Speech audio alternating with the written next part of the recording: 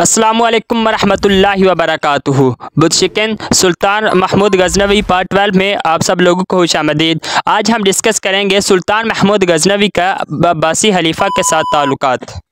खलीफा हारून रशीद की वफ़ात के बाद अब्बासी खिलाफत बराए नाम ही की रह गई थी, क्योंकि तमाम जितनी भी छोटी छोटी रियासतें थे उन्होंने खुद मुख्तार हुकूमत का ऐलान कर दिया था और अब्बासी खलीफा इस काबिल नहीं था कि तमाम हुकूमतों को कंट्रोल कर सके, इसलिए उसने उन सब को कबूल कर लिया और यूँ इस्लामी टुकड़े टुकड़े हो गया। वो अब्बासी खिलाफत के जो तमाम आलम इस्लाम को एक मुट्ठी में बंद रखती थी, आज वो सारी खिलाफत को उसने बिखेर के रख दिया था और उसके कंट्रोल में कोई भी नहीं था। जो भी सल्तनत ताकत में आती वो उसके अंडर काम करती थी। पहले जब सल्जूकी अरूज पे थे तो उस वक़्त उस अब्बासी खिलाफत को सहारा दिया सल्जूकों ने। फिर जब जंगी ताकत में आए तो जंगियों ने उनको सहारा दिया। फिर जब अयूबी अरूज पे आए तो उन्होंने उसको सहारा दिया और फिर जब महमूद गजनवी आया तो उसने सारी खिलाफत को अपने कंट्रोल में ले लिया। असल में जब सुल्तान महमूद गजनवी हिंदुस्तान के ऊपर हमला किया और यहाँ से उसको हाथी बतौर माले गनीमत मिले थे, तो हाथियों के मिलने की वजह से सुल्तान महमूद गजनवी तमाम इस्लामी रियासतों में सबसे ज़्यादा मजबूत हो चुका था, क्योंकि उस वक़्त कोई भी इन हाथियों से लड़ने का फ़न नहीं जानता था और हाथी उस जंग में इस कदर यूज़ होते थे जिस तरह आज के हमारे ज़माने में टैंक।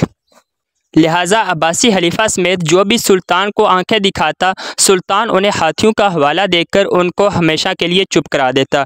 जो भी सुल्तान के खिलाफ उठता तो सुल्तान उसको सिर्फ इतना जवाब देता, क्या तू चाहता है कि मैं तेरी ज़मीनों की तरफ अपने हाथियों को दौड़ाऊँ और तुम्हारी ज़मीनों को तहस नहस करके तुम्हारी ज़मीनों की जो हक है उसको अपने ऊँटों की पीठ पे लाद के गजनी ले आऊँ? तो जवाब में बाकी सारे जो है वो खामोश हो जाते। यही हिसाब सुल्तान ने खलीफा अल-कादर बिल्ला के साथ किया।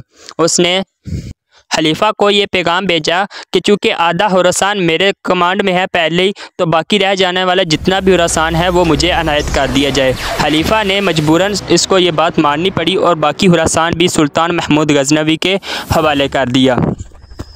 लेकिन कुछ अरसा बाद सुल्तान ने उनसे समरकंद भी मांग लिया। अब खलीफा ने समरकंद देने से इनकार कर दिया और सुल्तान से कहा कि अगर तू समरकंद की तरफ बढ़ा तो मैं पूरे जहान को तुम्हारे खिलाफ़ कर दूंगा। मेरा सिर्फ एक हुक्म ही पूरे आलम इस्लाम को तुम्हारे खिलाफ़ करने के लिए काफ़ी है। तो सुल्तान महमूद गजनवी को जब सुल्तान के खलीफा के एलची ने यह बात बताई तो बहुत ज़्यादा गुस्सा हुआ और उसने कहा, क्या तू चाहता है कि मैं दारुल खिलाफा की तरह अपने हाथियों को दौड़ा दूँ और उसकी जो हक है उसको अपने ऊँटों की पीठ पर लाद के गजनी ले आऊँ?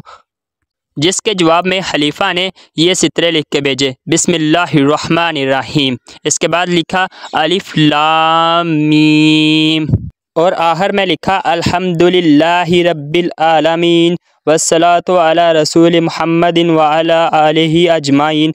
तहरीर है, बाकी और कुछ भी नहीं लिखा। अब खलीफा के इस जवाब को समझने से सुल्तान तो क्या बाकी सब भी कासिर थे कि सुल्तान ने आखिर इस जवाब को क्या दिया है। लेकिन वहाँ पे एक दरवेश बैठे हुए थे जो सुल्तान के बहुत करीबी थे, तो उन्होंने कहा कि अगर इजाज़त अता फरमाएं तो इसका तर्जमा मैं बताऊँ।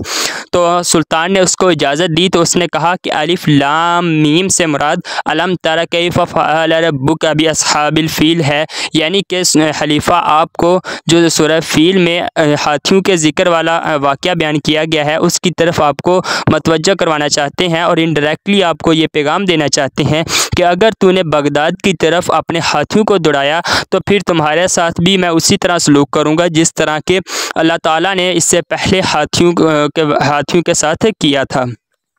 सुल्तान ने जब ये सुना तो सुल्तान के होश उड़ गए और सुल्तान बेहोशी के और मदहोशी के आलम में चले गए। जब उनको होश आया तो सुल्तान ने बहुत से तहाइफ और अपने जो माजरतनामा है वो लिख के भेजा और खलीफा से अपने सारे जो रवैया था उसकी माफ़ी मांगी।